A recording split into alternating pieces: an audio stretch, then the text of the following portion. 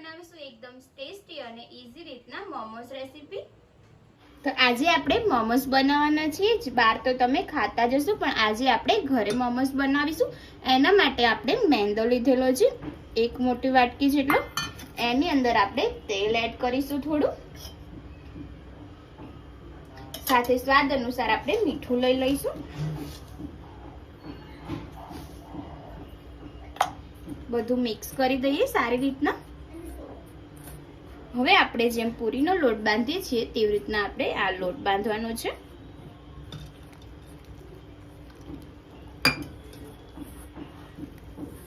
Friends, આપણો લોટ બંધાઈ ગયો છે અને થોડું આપણે તેલવાળો હાથ કરીને ઉપર લગાવી દઈશું, જેથી એકદમ સરસ લોટ રહે અને થોડો આપણે નરમ થવા દઈશું આવી રીતના। હવે આપણે આને ઢાંકીને મૂકી દઈશું અને મોમોસ માટે આપણે મસાલો બનાવી લઈશું। હવે આપણે મોમોસનો મસાલો ફ્રાય કરવાનો છે। એના માટે આપણે એક પરી તેલ લીધેલું છે કડાઈમાં। એની અંદર આપણે લસણના ટુકડા એડ કરીશું, આ મેં ઝીણા કાપીને લીધેલા છે। એને આપણે સાતળીશું। સાથે આપણે આદુ લસણની પેસ્ટ એડ કરીશું, 1 ચમચી જેટલી, અને બસ મિક્સ કરતા રહીશું આને।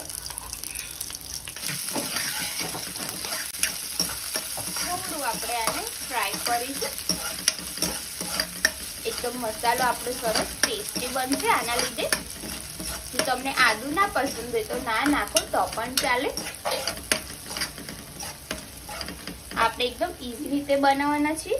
જો તમને પસંદ હોય તો તમે ઘરે જરૂરથી ટ્રાય કરજો। હવે આપણે છીણેલું ગાજર એડ કર્યું છે, 1 વાટકી જેટલું। સાથે આપણે કોબીજ એડ કરવાની છે, આપણને છીણીને લીધેલી છે 1 વાટકી।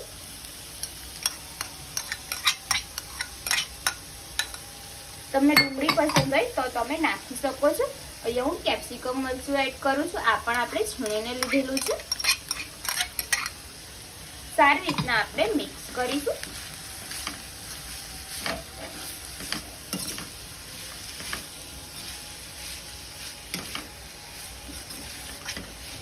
બે થી 3 મિનિટ માટે આને આપણે મિક્સ કરતા રહીશું। હવે આપણે સ્વાદ અનુસાર મીઠું એડ કરી દઈશું। સાથે આપણે અહીંયા કારા મરીનો ભૂક્કો એડ કરવાનો છે, આ મેં ખાંડીને લીધેલો છે 1 ચમચી જેટલું। એની સાથે આપણે સોયા સોસ એડ કરીશું। અહીંયા હું 1 ચમચી સોયા સોસ એડ કરું છું। સાથે આપણે ચીલી સોસ પણ એડ કરવાનો છે, એ પણ 1 ચમચી લઈશું। અને તીખું ના પસંદ હોય તો તમે ઓછો પણ નાખી શકો છો। આ આપણે નોર્મલ જ તીખું કરવાનું છે।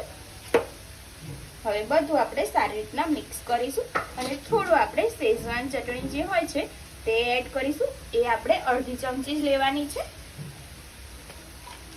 બધું સારી રીતના આપણે મિક્સ કરી દઈશું। બધા આપણે મસાલા અને સોસ એડ કરી દીધા છે।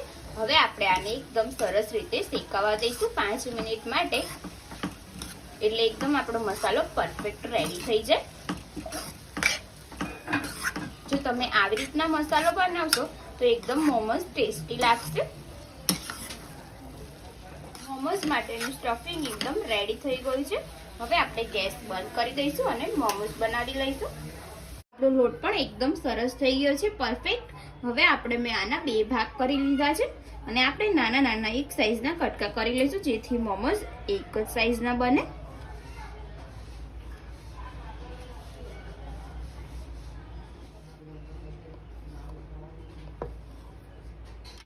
હવે આપણે રોટલી ટાઈપ વણી લઈશું। થોડું આપણે તેલ લગાવીશું અને પછી વણીશું।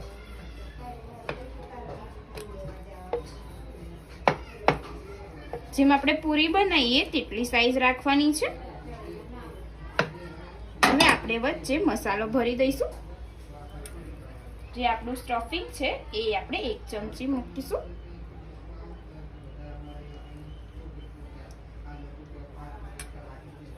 અને આવી રીતના આપણે ફોલ્ડ કરીશું એને।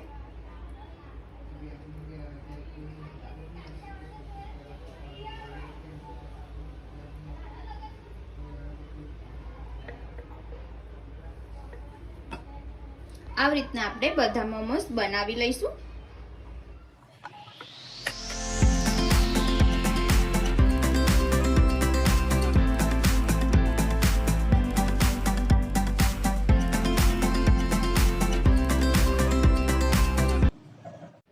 આપણે બધા મોમોસ સ્ટફિંગ ભરીને વાળી દીધા છે. હવે આપણે આને વરાળથી બફાવા મૂકી દઈશું.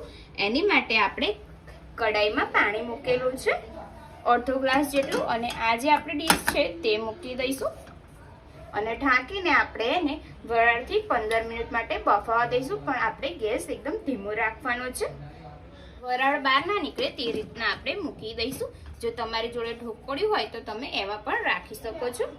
હું અહીંયા કડાઈમાં મૂકું છું. ફ્રેન્ડ્સ, આપણે 15 મિનિટ પછી મોમોસ ચેક કરી લઈશું. એકદમ સરસ બફાઈ ગયા છે. આપણે આને એક પ્લેટમાં કાઢી લઈશું.